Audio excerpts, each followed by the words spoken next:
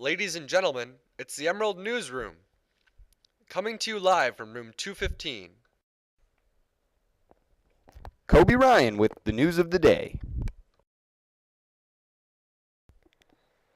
And Logan Hayward with hard-hitting reports.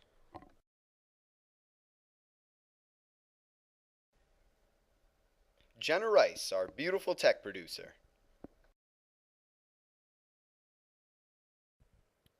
And here's the news that pertains to you. Welcome to the Emerald Newsroom. I'm Logan Hayward. And I'm Coby Ryan, and here's the news of the day. Seniors, get those baby pictures into the high school office as soon as possible, and 3 wallet-size photos by January 6th. Also, the high school drama club is putting on the best Christmas pageant ever on December 6th and 7th. If you're interested in art, there will be open studios from 7 to 9 every Tuesday in the art room. A $2 donation is required. See Mrs. Mulligan for the details. Finally, is next week's lunch schedule. Monday is goulash, and Tuesday is PB&J's. Then it's Thanksgiving break, so you can eat whatever you want. Now let's send it outside to our local weatherman. Get out those shovels, because it's going to snow this weekend, and this time, it's probably here to stay. On Saturday, it'll be 27 degrees with snow showers, and on Sunday, it'll be 24 degrees and cloudy. Back to you in the newsroom. Hello, we're here with Mr. Powers, who is an educator here at MHS. We'd like to speak with you about the Can-a-thon that's going on right now. First off, what's this drive for? Well, first of all, let me take this opportunity to say I'm pleased to be with you guys. It's nice to have a local news program back at Emerald High School. What is the Can-a-thon for? The Can-a-thon is because there is a great need out there. In our community, you wouldn't think in Manistee that there is such a large need, but there's a lot of people who do not have enough food to eat. So the Can-a-thon is to try to get food to those people. It's also part of the Yeti Key Club's mission. One of our beliefs is that we give back to the community. And so Yeti Key Club is trying to bring in cans, and they're going to go to St. Vincent's and Good Neighbors, and that's part of what Yeti Key Club does.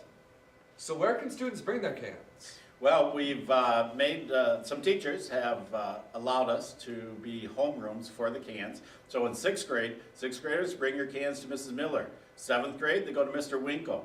8th grade, they go to Mrs. Burns. 9th grade, they go to Mr. Block. 10th grade, Mrs. Ashbrook. 11th grade, myself. And 12th grade, Mrs. Schwartz. Very good. Specifically, what types of items are you looking for? Yes, it can be dried food or it can be cans. And talking to St. Francis and Good Neighbors, they said a variety. A lot of soups are very good. Canned vegetables are good. Just the more variety, the better. And so they don't get too much of one item. Okay. And what's the prize for the winning class? Yes, you know, one thing is some teachers are even giving extra credit out there. So some students get extra credit if they bring in cans.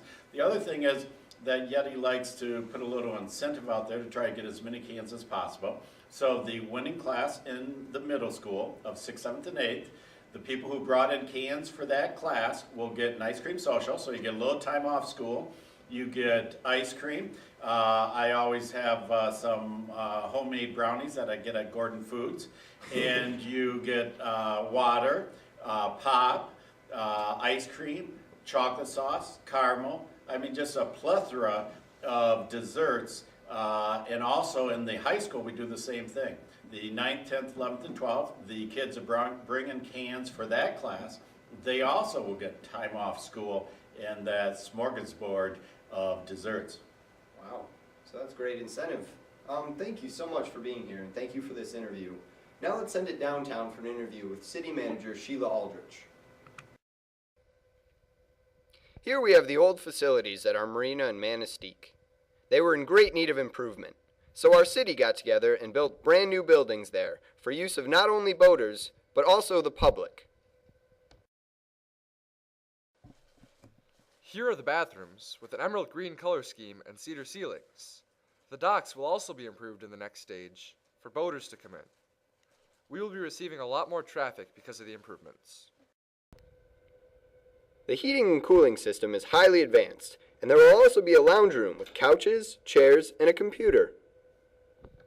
So we're here with Sheila Aldrich, city manager here in Manistee, and we want to ask you a couple questions about what you've been doing around here recently. So first off, we want to ask you about, there was a lot of renovations going on downtown. Down on Cedar Street. Yeah. That was a water and sewer project. We had, like you've probably seen a lot around town, where the streets, you've seen the streets come up, and it's water and sewer lines that were put in right after World War II. And it's that way across the whole United States. Most people's pipe was put in most cities right after the war, and it's all getting old. And it's starting to fail, and so what we've done is we've tried to take advantage of all the grants that are out there and bring them to Manistee and replace those water and sewer lines. And so that's where you see a lot of that work, and that's what was happening downtown. It was some old pipe, we call it old pipe in the ground, that we had replaced, and so hopefully you'll never see Manistee on the news where we have a huge water main break, because we're trying to take care of all of it. Right. And the pipe that you see going back in now is a 100-year pipe, so it'll last a long time. Yeah. One of the other projects that we did that we'd like you kids to come over and see at sometime, if you could, is the water plant in Manistee. Is the first ozone plant in the Upper Peninsula, and it's one of only 4 in Michigan. Wow. And that was quite an accomplishment with that water plant. It's pretty impressive. We'll get you over there and show you that sometime too. Definitely. What is the building that we're currently in, and how is it going to help the residents of Manistee? Well, the building that we're currently in is called the Marina Harbor Master's House. It's inclusive of public restrooms, boaters' restrooms, facilities for both the public use and for the boaters. And I think that we'll find that it will not only just attract people here in boats, people will stop here in general, and the people that live in town will appreciate the facility that they have when they're walking the boardwalk. They're bringing their kids down to play on the playground equipment, that they have a nice facility to use. And like I said a little while ago, we've already had a couple of groups that are asking to use this particular room to hold some meetings in. Specifically, what renovations have been done to improve it since the last building? This one here, this is a completely new building. Boy, to compare it with what we had, Bob, wow. Yeah, it's hard. It would be almost everything is an improvement, Yeah. you know? About as big as all offices, about as big as a square. The harbor master's house before was about the size of the area that we're standing in. Wow. And we'll show you the old boater bathrooms. And you kids have probably seen the public restrooms over there. And those have been in place for how many years, Bob? Probably 50, 60 years. At least, Yeah. Wow. So I think the public will really appreciate it. This is their building. Absolutely, it's a beautiful building. Why was this done for the city of Manistee particularly, and how did we fund it? Okay. Why was it done for the city of Manistee? The city council and the DEA have had this vision to replace water pipes, to replace infrastructure, to keep up with the buildings, kind of like you do your house.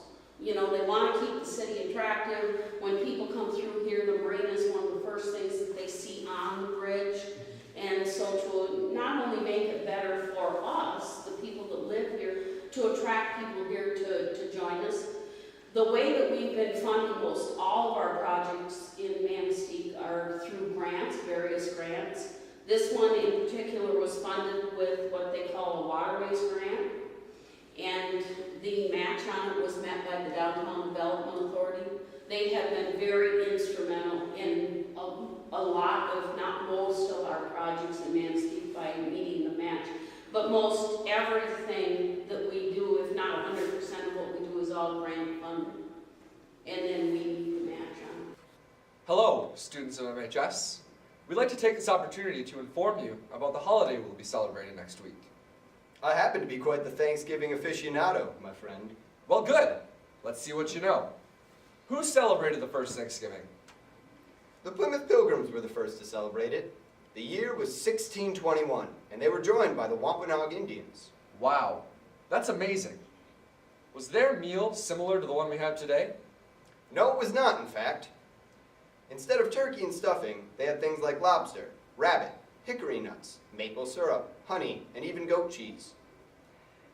Also, folks were not in attendance at this first feast, which lasted 3 days, by the way. Interesting stuff.